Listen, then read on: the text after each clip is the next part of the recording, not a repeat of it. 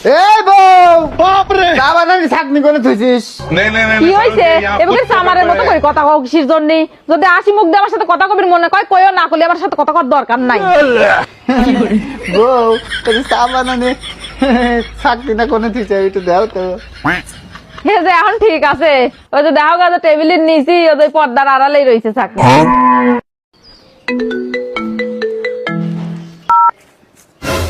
hello কি কোন হয়েছে আল্লাহ হ্যাঁ তাহলে কোন হাসপাতালে ভর্তি করছে কি হয়েছে কার কি হয়েছে আচ্ছা আসতেছি আসতেছি কোয়া না কে তোমার মা কি হয়েছে